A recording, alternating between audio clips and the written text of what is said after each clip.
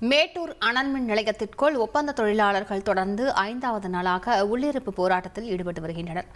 விவரங்களை செய்தியாளர் காமேஸ்வரன் வழங்கிட கேட்கலாம். காமேஸ்வரன், அவர்களோடு சம்பந்தப்பட்ட அதிகாரிகள் யாரும் பேச்சுவார்த்தைக்கு இதுவரை வரவில்லையா?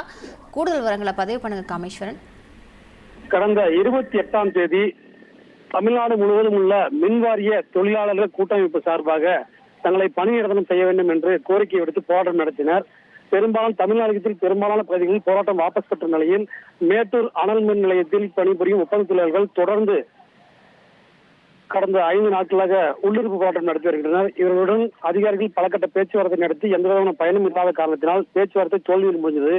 இந்த நிலையில் இன்று மேட்டூர் காவல் துணை கண்காணிப்பாளர் ஆரோக்கியராஜ் அவர்கள் சம்பவ இடத்துக்கு வந்து அந்த பகுதியில் உள்ள ஒப்பந்த தொழிலாளர்களிடம் இன்னும் 2 மணி நேரம் தங்களுக்கு கெடு விதிக்கப்பட்டுள்ளது, எதற்கு போராடுங்கள் தெரியாமல் நீங்க போராட்டம் நடத்தி கொண்டிருக்கிறீர்கள், ஆழ்நிலை வளாகத்துக்குள் அப்படி அத்துமீறி போராட்டம் நடத்தக்கூடாது, 2 மணி நேரத்தில் நீங்க போராட்டத்தை வாபஸ் பெறவில்லை என்றால் தங்களை அனைவரையும் கைது செய்வோம் என்று கெடு விதித்துள்ளார். ஆனால் ஒப்பந்த தொழிலாளர்கள் அனைவருமே தங்களுக்கு பணி நிரந்தரம் செய்யும் வரை இந்த போராட்டத்தை கைவிட மாட்டோம் என்று உறுதியாக உள்ளனர். விவரங்களுக்கு நன்றி காமேஸ்வரன்.